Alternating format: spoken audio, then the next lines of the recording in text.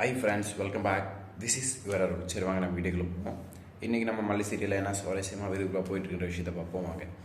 என்ன சொல்கிறாருன்னா, நம்ம விஜய் இந்த மல்லி இனிமேல் நீ என் வாழ்க்கையில் வரவே வராது, எனக்கு எல்லாமே என் பொண்ணு தான் நினச்சிட்டு இருந்தேன், அவளோட நல்லத்துக்காக தான் நீ பண்ணுறேன்னு நினச்சிட்டு இருந்தேன். ஆனால் இப்படி ஒரு கேவலமான கேடுகட்ட விஷயத்தை செய்வேன்னு எதிர்பார்க்கல. ஸோ அதனால் இனிமேல் தயவு செஞ்சு எனக்குள்ள விட்டுரு, நீ கிளம்பி போயிட்டே இரு அப்படின்னு சொல்லிட்டு கோவத்தில் ஸ்கூலில் இறக்கி விட்டு போயிடுறாங்க. ஏன் என்ன நடந்துச்சுன்றதை நான் சொல்கிறேன். உங்களுக்கு ஆல்ரெடி தெரிஞ்சுருந்தா சந்தோஷம் தான், தெரியலனா கேட்டு தெரிஞ்சுக்கோங்க, ஓகேங்களா?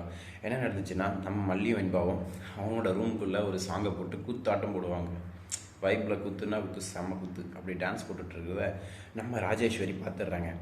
என்னை அடி பொங்கல் வைக்க விடாமல் நீ ஜெயிச்சுட்டு என்னை தோத்தவளாக்கி பொங்கல் வைக்க வச்ச, உன்னை சும்மா விட மாட்டேன்னு சொல்லிட்டு அதை வீடியோ எடுத்து வைரல் பண்ணி விட்டுறேன். சோஷியல் மீடியாவில் செம்ம ட்ரெண்டிங்க மல்லி வெண்பாவும் ஆன டான்ஸு.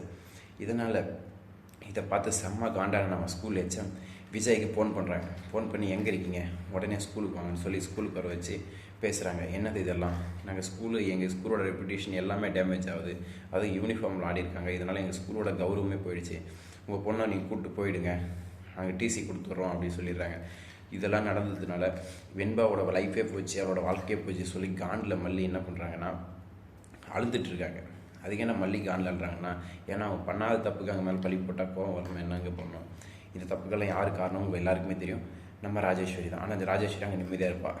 அதுக்கப்புறம் ஏன் எனக்கு ஒரு விஷயம் மட்டும் புரியலைங்க, மல்லி சைட்லேருந்து அவங்க பெரியம்மா நினச்சிருந்தா இல்லை விஜயை நினச்சிருந்தா கூட அந்த அமௌண்ட்டை திருடிட்டாங்களா, போலீஸில் கம்ப்ளைண்ட் பண்ணியிருக்கலாம். கம்ப்ளைண்ட் பண்ணி யார் போட்டால், எப்படி போட்டால், எங்கே டெபாசிட் பண்ணாலும் கண்டுபிடிச்சிருந்தா விஷயம் தெரிஞ்சிருக்கும்.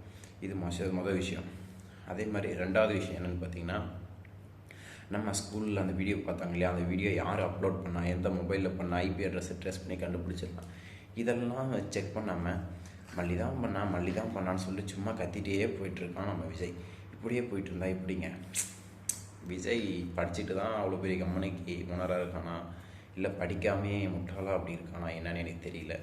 ஏன்னா இந்த காலத்து சின்ன பசங்களுக்கு கூட அந்த விஷயம் தெரிஞ்சிருக்கிறப்போ விஜய்க்கு ஏன் தெரியலன்னு எனக்கு தெரியல.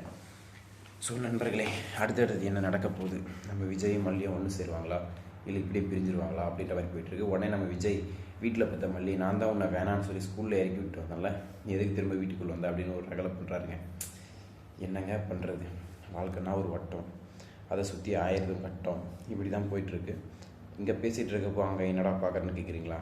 அது ஒன்றும் இல்லைங்க, அவங்க யாரும் வந்த மாதிரி இருந்துச்சு, ஸோ தான் யாருன்னு பார்த்தேன். ஒருவேளை மல்லியாக இருந்தால் நம்ம வீட்டில் இடம் இருக்குது, வாங்க மல்லி இங்கே ஒரு நாளாக ஸ்டே பண்ணுங்க, பிரச்சனை எல்லாம் தீர்த்து உங்களை அனுப்பிச்சி வைக்கிறேன்னு சொல்லலான்னு பார்த்தேன்.